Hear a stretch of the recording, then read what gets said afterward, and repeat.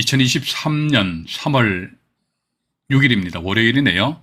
2기 실전 경매 제 53강입니다. 오늘도 아마 52강에 이어가지고 계속 이제 사례를 위주로 말씀드릴게요. 아마 지금 그 사례가 한 10건 정도 남아있어요.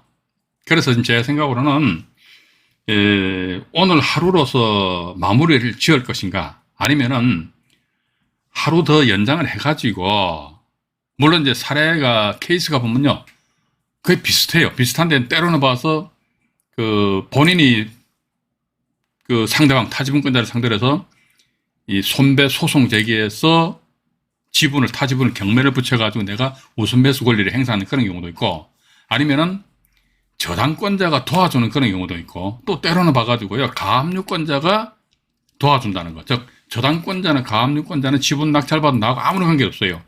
예. 그런 사람들이 뭐다 타지분을 경매 붙여준단 말이지. 그러면 나는 어떻게 됩니까?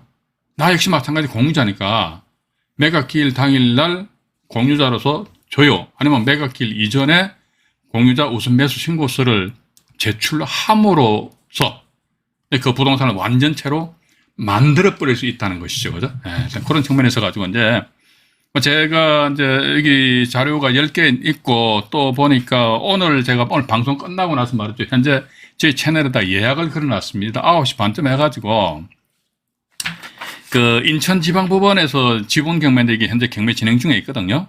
경매 진행 중에 있고, 이제 여기 3,000매각기일이 2023년 4월 6일입니다.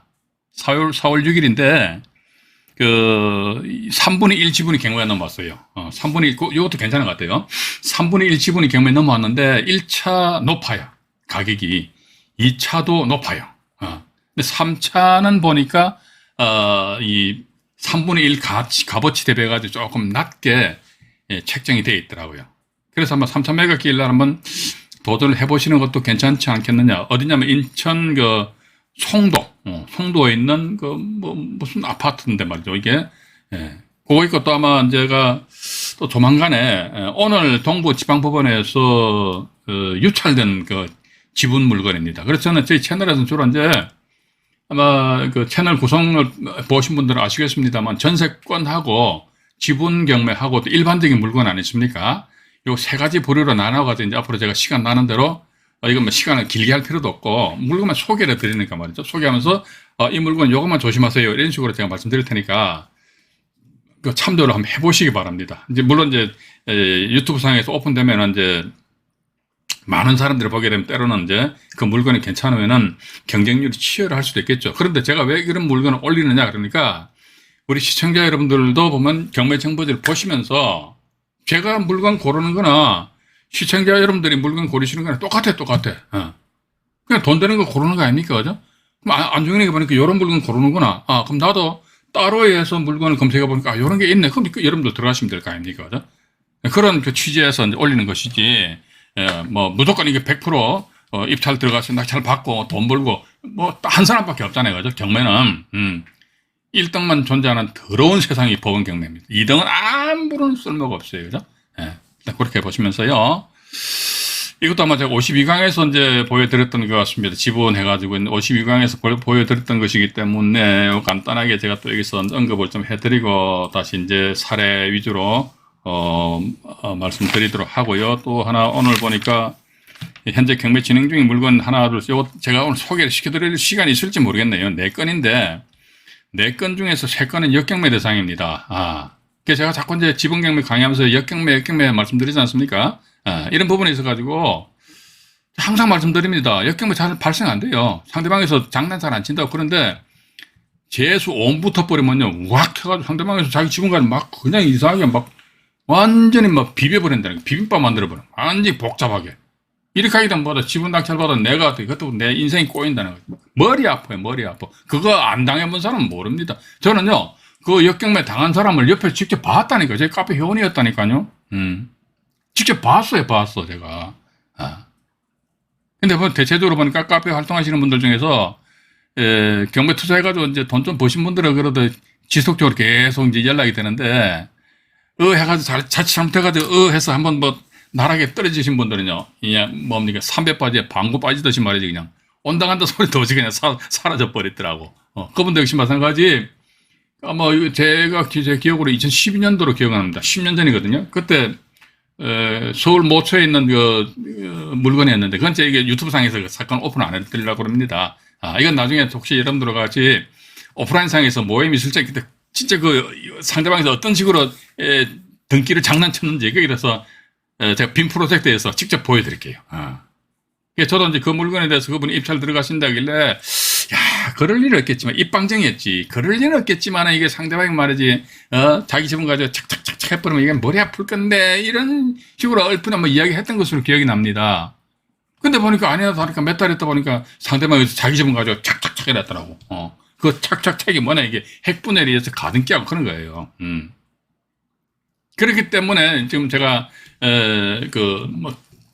지분 경매하니까 역경매 잘 안 일어나요. 그건 제가 분명히 말씀드립니다. 그런데 사람 일은 모르잖아요. 그죠? 사람 일 절대는 모릅니다. 한 치 앞도 못 보는 인생인데, 그죠? 나아가서 상대방 지분권자가 말이지 그 사람 속에 어떤 마음을 먹고 있는지 우리가 알 방법이 있다 없다 없어요. 그렇기 때문에 만에 하나 그런 경우가 발생될 걸 대비해가지고 이런 경우는 어떻게 하지? 이렇게 대비책을 미리 마련해놓고 나서 그다음에 그 물건에 대해서 분석하고 임장 활동하고 이렇게 하셔야 되는 것이다. 저는 그렇게 보고 있습니다. 그죠? 일단 그래서 여기 보시니까 그분도 서울 하늘 아래서 잘 살고 계시겠지요. 봐가지고 지분 낙찰 후에 타지분권자를 상대로 손배 소송을 제기해가지고 타지분을 경매 신청한다. 이것도 제가 지난 52강에서 말씀드렸거든요. 또 저당권이나 가압류권자가 지분을 경매 신청한다. 그 1번과 2번 중에서만. 그럼 세 번째는 뭡니까? 일단 공유자 우선 매수. 이건 하나의 공식으로 보시면 됩니다. 내가 소송해서 내가 경매 집어넣는다? 아니면 나는 가만히 있는데 저당권자가 타지분을 경매 집어넣는다? 그럼 나는 뭐지? 내가 소송해서 내가 경매를 집어넣어도 그죠? 나는 공유자는 공유자. 내가 타지분권자를 상대로 해서 이렇게 소송 제기했잖아요. 그죠? 소송 제기해가지고 내가 타지분을 경매를 집어넣었어요. 타지분을. 경매를 집어넣더라도 나는 뭡니까? 나는 이 부동산의 공유자다, 공유자. 공유자 같은 경우는 뭐다? 공유자 우선 매수 권리를 행사할 수 있다는 것이죠. 그죠? 그러니까 지분이 경매되었을 경우는 타지분권자도 우선 매수권은 당연히 민사집행법 140조에서 인정이 되고 있잖아요. 그죠? 또는 두 번째 보니까 다른 지분에 대해서 저당권이나 가압류권자가 또 경매를 집어넣어주면 엄마야 이게 대단히 감사하다. 그럼 어떻게 또 공유자 우선 매수권을 행사한다. 그런데 이게 하나 덧붙여서 말씀드리면은 간혹가다 이런 걸 질문하시는 분이 계시더라고요. 공유물 분할 소송에서 공유물 전부가 경매 진행될 적에 이때 공유자들의 우선 매수권이 인정되느냐? 이게 인정 안 됩니다, 이거는. 이거는요, 그러니까 공유자 우선 매수권은 언제만 인정되느냐니까 공유 부동산인데, 그중에 지분만 경매되는 거예요, 지분. 지분이 경매되었을 경우에 타지분권자한테, 당신 왜 공유자 우선 매수권을 왜 인정하냐고 그러니까 기왕이면은, 예를 들어 부부가 2분의 1씩에서 소유권 가지고 있잖아요. 근데 남편 지분이 경매 넘어왔어. 그럼 기왕이면은 다른 사람이 남편 지분을 먹는 것보다는 와이프 당신이 남편 지분을 가져가라. 그럼 가정의 평화가 이루어지잖아요. 그죠? 그런 의미에서 공유자 우선 매수권을 인정해 준단 말이에요. 그런데 이 건 같은 경우 공유물 전부가 경매됐네. 공유물 전부가 경매됐는데 이때는 뭐다? 공유자 우선권을 인정해 줄 필요가 없다는 거지. 이때 제3자가 전부가 경매됐다. 그러니까 예를 들어 공유부동산의 소유자가 A와 B인데 A, B 이 부동산 전부가 경매돼가 C가 낙찰받았단 말이죠. 그 C가 이 부동산 전부 돼서 소유권 가져가 버리잖아요. 그죠? 이러한 경우는 A나 B 이 사람 나 공유자인데 나 우선 매수권 이때는 인정이 안 됩니다. 이것도 대법원 아마 판결이 하나 있는 걸로 알고 있거든요. 네, 그 정도 좀 이해를 하시기 바라고요. 잠깐만요. 제가 또 채팅창을 보고 인사 말씀을 한번 드려보겠습니다. 곽충근님 감사합니다. 장완송님, 박황용님, 에리카님, 마옥님, 강동열님, 나사랑님, 맹자왈님, 고공샘, 부동산TV님, 둥글개님, 빠삐용님, 이강희님, 어호님, 부부익선님, 이정아님 감사합니다. 알까기 대왕님, 홍대희님, 마마카공님, 윤집님, 그다음에 준서님, 폴님, 네, 또 누구신가요? 필구님, 한태환의 재미있는 경매 이야기님, 나는 나님, 시화호님, 자연이 조아님, 강성확님, 르키님, 그다음에 이명남님, 아리수님, 김윤님, 마마카콩님, 아이고, 또 오늘도 감사합니다. 아메리카노 한 잔 더 먹어야겠네요. 최현수님, 류병직님, 둥글게님도 감사합니다. 오늘은 아메리카노로 2잔을 사 마셔야겠습니다. 대단히 감사합니다. 신범식님, 그리고 영어로 GK, 뭡니까? 저는 영어하고는 완전히 담을 쌓아가지고 GK 시민인가요? GK 시민. 저는 가능하면요, 이게, 물론 그렇습니다. 이게, 방송 보시면서, 제가 만약에 방송을 시청하는 구독자 입장이라면요, 또 하나 더 방송을 진행하는 사람이 어느 정도 조금, 신뢰한다기보다는, 저는 뭐 최소한 지금까지 사기는 안 쳤으니까, 거짓말 안 하고, 그럼 저 사람하고 좀 친해지고 싶다 그러면요, 닉네임을 딱 보는 순간에 눈에 확 들어오는 닉네임이잖아요. 이게 닉네임에서 뭐 마마까꿍님도 괜찮죠. 마마까꿍님, 또 누구십니까? 자연이 조아님이라든지, 또 누가 이시냐 보니까 딱 보니까 오늘 빠삐형님도 닉네임 딱 들어와요. 명자활님도 그렇고 공자활 명자활하니까 마홍님도 그렇고요. 그래서 가능하시면은 이 닉네임을 말이지 한글로 좀 해주시면 대단히 감사하겠는데 뭐 강요할 사항은 아닙니다. 네, 일단 감사합니다. 자, 그럼 다시 이제 진행하도록 하겠습니다. 보니까 이건 보니까 중앙지방법원 경매 사건이었습니다. 빌라입니다. 전체를 펼쳐놓고 말씀드릴게요. 자, 지금부터 보는 건 패턴은 똑같아요. 똑같습니다. 그러니까 지분 낙찰 받아가지고 낙찰자 내가 소송 제기하느냐 아니면 지분 낙찰 받았는데 다른 사람이 경매 지분 넣느냐. 그 둘 중에 하나라는 거예요. 그래서 보니까 2분의 1 지분에 대해서 정모 씨라는 양반이 8천여만 원에 낙찰 받았어요. 근데 보니까 요 낙찰 정모 씨는 자기 지분에 대해서 가등기, 이 가등기는 하지 마요. 이게 쓸데없이 말하는데 참 이상해 봐가지고. 이 가등기 하라고 하니까 유튜브 상인가 누가 이렇게 한번 떠들었는지 모르겠어요. 예를 들어 2분의 1 지분이잖아요. 그럼 이 양반은 거의 다 가등기 하는데 2분의 1 지분 전부에 대해서 가등기 하더라고요. 왜 가등기 하는지 모르겠어요. 진짜 이해가 안 가요, 봐가지고. 그래서 이게 왜 가등기 하지? 이런 가등기 필요가 없어요. 자기 지분 전부잖아요, 그죠? 근데 했으니까 제가 적어놨습니다. 근데 지분 낙찰자 정모 씨는 타 지분에 대해서 가처분은 해야 돼, 가처분. 예. 이게 2분의 1 지분 낙찰 받았잖아요. 그럼 나머지 2분의 1 지분은 타 지분이잖아요. 요 지분에 대해서 일단 뭐다? 일단 저는 역경매 대상이 아니면 그전에는 이제 가처분할 필요가 없다고 그랬는데, 근데 역경매 대상이 되든 안 되든 불문하고 일단 가처분 등기를 해야 된다. 가처분 등기 하는데 가처분에 의한 피보전 권리가 뭐지? 그러니까 쪼개자.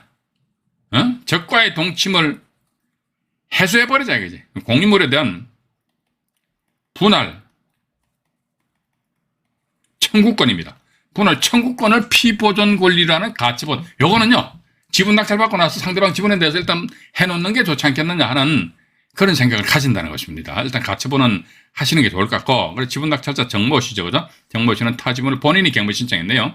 강제경매 신청했다는 것은 어떻게 보면은 여기서도 저 비용 들어간 부분에 언급해 드릴게요. 자기 앞으로 지분 낙찰 받았으니까 소유권 이전 등기 비용도 같죠. 두 번째 가등기 비용도 같죠. 세 번째 가처분 등기 비용도 같죠. 강제경매 신청한다면 그 신청 전 단계에서 공유물 분할 소송해야 됩니다.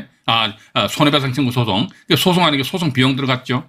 소송 결과 법원으로부터 판결문 받아가 경매 신청했죠. 그 5군데. 그러니까 지분을 이분은 8천여만 원에 낙찰 받았는데 그 이외 가외로 해가지고 소송까지 간다 그러면 이렇듯이 최소한도 5군데 또 비용이 들어가요. 그런데 지분권자 중에 누가 또 돌아가셨네. 돌아가시면 어떻게 된다더라. 돌아가신 분을 상대로 해가지고 경매 진행 못 시키잖아요. 죽은 양반한테 어떻게 송달이 됩니까? 산소에 가서 송달하라면 안 되거든. 그럼 어떻게 한다더라 이게. 돌아가셨다 하더라면 그분의 법정 상속권자들이 있을 거란 말이죠. 그죠? 예. 법정 상속권자들인데 우리가 그걸 어떻게 확인할 수 있습니까? 법정 상속권자에 대해서 나름대로 조사하려면은 옛날에 지금 호적등본이잖아요. 호적등본. 그것에 의해서 나름대로 해야 되는데 우리 일반인들 그거 열람 못 하거든요. 발급 못 받아요. 그러다 보면 또 대위에 의한 상속 등기한다면 또 법무사한테 가니까 또 비용 또 들어가 버려요. 그렇기 때문에 이제 지분에 입찰하실 적에는요, 함부로 질르지 마시라 라는 그런 말씀 드리는 거예요. 제가 이런 건 뭐 공개적으로 말씀을 좀 안 드리잖아요. 저도 제가 좀 인성이 좀 더러우면은 진짜 역경매 대상 물건인데도 불구하고 겁 없이 누가 쑥 들어와서 낙찰 받게 되면요. 저는 그 낙찰자 그냥 확 하면 때로는 박아서 생각은 할 수 있잖아요. 저 그렇게는 안 할 거예요. 그런데 확 이거 뒤통수 때려볼까? 요런 생각이 들더라고요, 솔직히. 그것도 뭐냐면 지금 뭐 서울 수도권이나 아니면 또 저쪽에 지방에 빌라 지분이 경매 나오는데 그런 경우는요. 작게는 뭐 돈 1,000만 원에서 많아봤자 2, 3천만 원 그런 건요. 역경매 대상이 돼도 실익이 없어요. 그런데 보니까 서울인데, 강남인데, 동네가 좋은데 아파트인데, 지분이 2분의 1인데, 입찰 금액이 한 10억대 되는데, 이거 역경매 대상이네. 그건 작업하기 참 좋아요. 상대방한테 가지고 사바사바사 해가지고 막 쪼개기 해가지고 행난리 부르스 져버린 다음 지분 낙찰 받은 사람 있잖아요. 잘못하면 한강 다리로 간다니까. 그죠?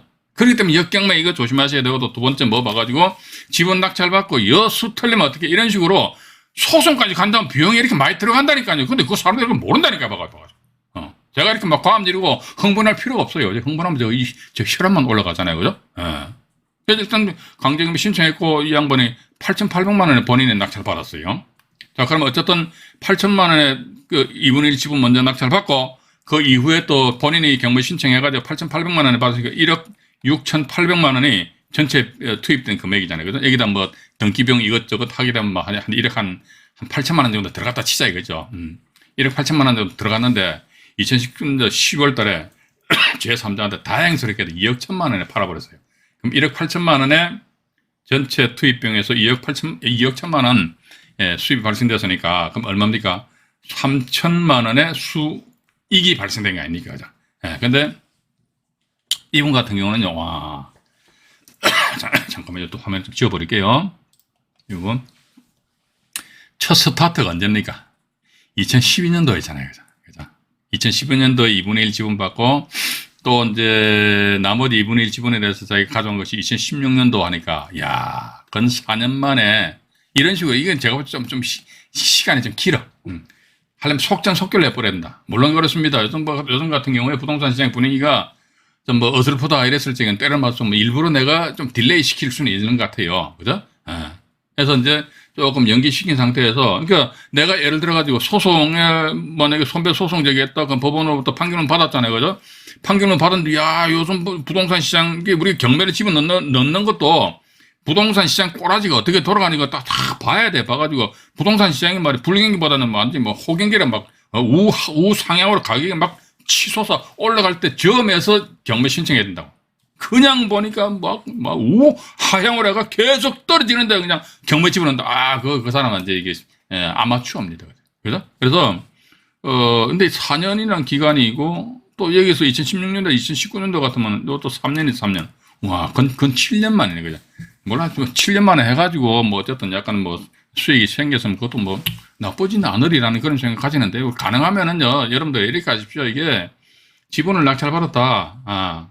우리 빨리 돈 벌어가지고 빨리 돈 쓰고 인생을 즐겨야 될 거 아닙니까? 그죠? 인생 즐겨야지 네 돈 좀 있나? 있다. 어디 있나? 여기 저 빌라 하나 있다. 저거 뭐 돈 좀 되나? 이거 저 팔아야 된다. 안 팔리면 어쩔 낀데 봐가지고. 그거 돈 아니에요, 봐가지고. 그래서 요즘 유튜브 상에 뭐 이런 영상물을 보는 무슨 자기의 자산 가치가 100억이래요. 저도 제가 자산 가치 따지면 꽤 돼요. 자산 가치 따지면. 이게 부채 빼버리면 실제 껍데기라니까. 자산 가치 자기 100억이래요. 근데 은행에 대출 한 90억 뽑았네? 그럼 봐가 자기 실제 순자산은 뭐 10억밖에 더 됩니까? 근데 와가지고 예를 들어가지고, 부동산 시장이 이렇게 곤두박질 치는데 이자도 제대로 감당 못한다. 뭐, 그럼 전부 다 경매로 나와버린다니까요. 사람들은 뭐냐면 자산가치 여기는 안 보고 단지 100억만 보내. 우와, 그러거든. 100억이 이름입니까 봐가지고 10억도 큰데 10억이 아니라 1억도 크잖아요. 그죠?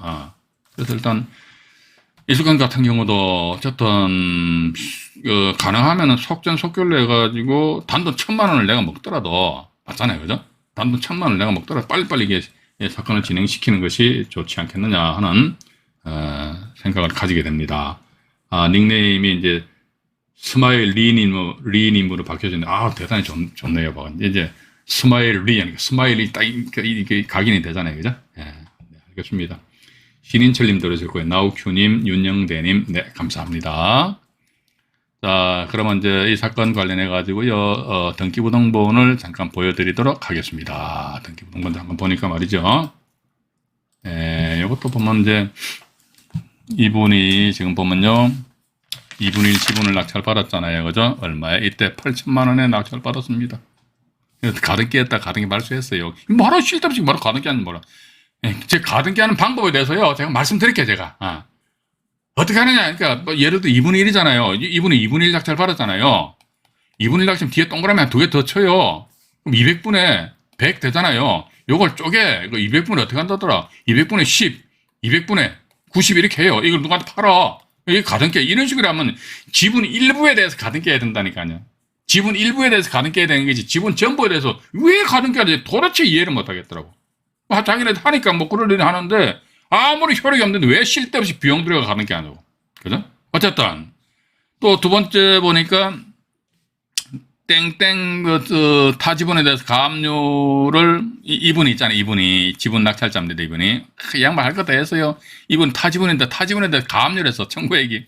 가압류에 520만원 내놔라. 이렇게 가압류 했어요. 가압류 말소했고. 가압류보다 가처분을 하셔야 되는데, 이분이 아까 가처분 했다는 거 말씀드렸죠. 그죠? 잠깐, 가처분 했네요. 네요. 여기 보시게 되면 이제 이 공땡땡이 타지분권자입니다. 가처분했는데 뭐냐, 공유물, 이게 소유권 이전 등기 청구권이 공유물 분해 청구권이에요. 이 정모 씨가 보니까 2분의 1 지분 낙찰 받으신 분이에요. 그러나서 이제 2번 공모 씨 지분에 대해 가지고 강제 경매 들어왔잖아요. 그죠? 누가? 정모 씨 이분입니다. 본인이 혼자 북치고 장수 다 하는 거야, 봐가지고. 그래서 2번 공모 지분 전부 이전해서 공땡땡 2분의 1 지분에서 강제 경매로는 매각을 해가지고 여기에서 보니까 얼마에 이때 8,800만 원에 이 양반이 낙찰받았단 말이지. 그래서 보니까 8천만 원, 8,800원이니까 1억 6,800만 원인데 거래를 2019년도에 매매했잖아요. 그래서 보니까 2억 1천만 원인데, 그죠? 2억 1천만 원이니까 뭐 전체 비용 한 1억 8천만 원 정도 들어갔다 치고 한 3천만 원 정도 플러스의 어떤 이득 수익이 발생되었다 하더라. 그러니까 지금 보면요, 요 건에 대해서 제가 좀 길게 말씀드렸는데 패턴 똑같아요, 봐가지고. 그러니까 내가 낙찰받아가 내가 소송해서 내가 경매 집어넣느냐, 내가 낙찰받았는데 다른 사람이 소송이나 또는 저당권 실행으로 인해서 경매를 집어넣느냐. 어쨌든 봐가지고 이러나 저러나 나는 뭐다, 공유자다. 그럼 나는 어떻게 해? 공유자한테 지분의 경매 진행 중이네. 그러면 공유자한테는 공유자 우수 매수 권리가 주어진다 하더라. 그럼 나는 그때 어떻게 줘요? 하는데 공유자 우수 매수 신고 방법 두 가지가 있다. 입찰기일 전에 공유자 우수 매수 신고 서류를 작성하고 제출하거나 아니면 또 매각기일 당일날 입찰 보증금 10%딱 주문에 가져가셔야 됩니다. 예. 가져간 상태에서 딱 경매법정 가보니까 아무도 응찰 안 했네. 그럼 집에 가요. 또 다음 길에 또 갔다 보니 또 아무도 없어. 그럼 또 집에 가요. 또 3, 4길에 또 가보니까 아이고 어떤 미친놈들아 입찰했네. 그때 줘요. 이래 버린다고. 공유자가. 이게 공유자 우수 매수 권리거든요. 그런 식으로 했던, 왜냐면 이제 여러분들도 이제 이런 식으로 공유자의 지위를 가질 수 있기 때문에. 그죠? 근데 지금 제가 가지고 있는 자료 중에서 보면요, 거의가 다 이런 식으로 우선 매수 신고를 하셨더라고요. 예를 들자면요, 1차 매각기일이 있는데 유찰됐죠. 물론 이 날짜도 본인이 경매법정 가보셔야겠죠. 2차 매각기일이 있는데 이때도 예를 들어 유찰이 됐다 이거죠. 그럼 3차 매각기일이 잡힌단 말이죠. 그죠? 3차 매각길 잡히는데 3차 매각길 요 사이에 2차와 3차 길 사이에 이 물건의 지분을 낙찰받은 사람이 이때 봐가지고 공유자 우수 매수 신고 서류를 제출합니다. 이러한 경우 공유자 우수 매수 신고 방법은 정당합니다. 예. 그러니까 서류를 작성한다. 그런데 타지분권자가 공유자 우수 매수 신고서를 제출하였다. 그러면 법원도 문건 뭐 접수 내역인지 그거 보면 다 나와 있잖아요. 공유자 김땡땡 해가지고 몇 년 몇월 며칠 날 공유자 우수 매수 신고서 제출이 나와 있어요. 그럼 우리 일반인들 보면은 타지분권자가 공유자 우수 매수 신고서를 제출했다 해가지고 어머야 입찰 안 하는데 입찰해요. 그냥 한다니까요. 입찰하면서 했을 적에 예를 들어가지고 이 갑이라는 사람 말이 입찰했어요. 보니까 엄청 높은 금액으로 입찰해도 공유자 우수 매수 신고서를 제출한 이 사람이 할게요. 그럼 내가 할게요. 끝나는 거야, 봐가지고. 근데 와가지고, 이 양반은 말이죠. 완전 헷갈하게 해가지고, 그 전날 술 먹었는데 술이 안 깼는지 몰라도 말이냐, 엄청 높은 금액으로 입찰해버렸어. 한 예를 들어가지고, 이거 지금 이거 지금 제가 쓴 그 실전경매 X8 책에 실제 사례가 있는데, 이건 상당히 오래된 사례입니다. 근데 그 사례를 지금 간단하게 제가 언급해 드릴게요. 뭐냐면 이게, 물건지가 강동구 천호동에, 강동구 천호동에 보니까 신한은행 그 ATM기인가 그 돈 빼는 그 기계 있잖아요. 그게 ATM기 상당히 많았던 모양입니다. 그 중에서 그 지분이 경매가 넘어왔는데 1차 감정 가격이 얼마였다? 3억 정도 됐어요. 그러다 보니까 공유자가 있는데 이 사람들이 1차 기일 이전에 공유자 우선 매수 신고서를 제출했습니다. 1차 매각 일전에 우선 매수 신고서를 제출했는데 보니까 1차 기일 날 말이죠. 한 10대 명이 입찰 들어왔는데 얼마? 최고 가격이 7억을 써버렸죠. 7억을 썼단 말이에요. 이랬을 적에 공유자가 보니까 어이씨 이때는 공유자 우선 매수 권리 행사 안 해도 됩니다. 집행관 물어보거든요. 할게요 말게요 안 해요. 할게요 말게요 아예 그냥 누가 나왔어요 그러면 아예 그냥 가만히 있으면 그냥 됩니다. 그러면 그냥 우선 매수 권리 안 되거든요. 그런데 보니까 그 물건 같은 경우는 공유자들이 7억으로 가져갔더라고요. 아마 이분들 보면 저기 공유자들 입장에 보면 완전 똥 씹은 표현이 되겠죠. 너무 쉽긴 말이지. 이런 식으로 된다는 겁니다. 그래서 이게 우리가 어쨌든 봐가지고 뭐 타지분권자가 공유자 우선 매수 신고서를 뭐 제출하였으니까 일반 저기 투자자들은 어마야 하면서 입찰 안 들어오지 않겠느냐. 그건 절대로 아니라는 것을 말씀드리면서 이 사건 관련해 가지고요. 경매 정보지를 간단하게 우리 시청자 여러분들에게 좀 보여드리도록 하겠습니다. 중앙 사건인데 2015 타경으로 넘어갑니다. 2015 타경에 14342, 14342, 14342가 관악구 봉천동에 소재하는 다세대 주택입니다. 다세대 주택인데 우리가 안 그렇습니까? 우리 한번 생각해 보시자고요.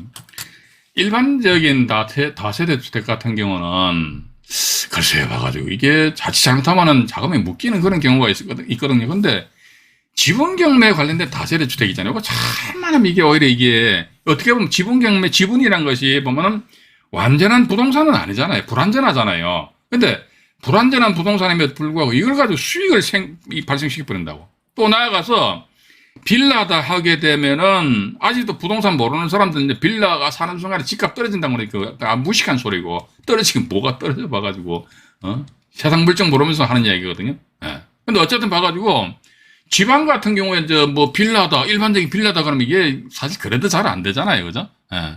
그런데 이게 잘만 하면 지분 낙찰 받아가지고 이게 싹싹싹 하면 이게 이 돈이 된단 말이죠, 그죠? 예. 그런 거 우리가 한번 고민들 많이 해보셔야 되지 않겠느냐 하는 그런 생각을 가지면서요. 이건 보시니까 토지건물 지분 매각 정모 시 이분이 사실은 2분의 1 지분을 낙찰 받으셨던 분입니다. 위에도 제가 적어놨습니다만은 2분의 1 지분에 대해서 8천만 원에 낙찰 받고 나서 타 지분을 경매 신청해서 본인이 이게 정모신데 이게 정모신 이게 이 양반이에요, 이 양반. 이 건 같은 경우는 이제 우선 매수 권리는 아니겠죠, 그죠? 이게 봐가지고 이제 8,800만 원인데 그냥 8,800만 원 이제 본인이 써서 낙찰 받은 것 같아요. 낙찰 받고 대금 납부하고 이제 사건 종결 시켰다더라. 일단 그렇게 보시면서 밑으로 잠깐 내려가 보니까 말이죠. 보게 되면은 여기 뭐 가등기 하고 뭐 가처분 등기인데 이게 물론 이 가처분 등기라는 것은 이게 공모시의 지분에 대한 가처분 등기라는 것은 어떤 면에서 보면은 당신 제 지분 가지고 한번 장난치지 말아라. 가처분이라는 것은요 상대방한테 당신 지분 가지고 장난치지 말라는 그런 의사표시다. 일단 그렇게 보시면 되실 것 같아요. 그렇게 보시고 그다음에 여기 자료가 또 하나 더 있는데 요건 말이죠. 지금 제가 요건 말이죠. 4번에 성남지원 사건 같은 경우는 제가 화면을 정리한 상태에서 우리 시청자 여러분들에게 말씀드리도록 하겠습니다. 53강 일부 방송을 마치도록 하겠습니다.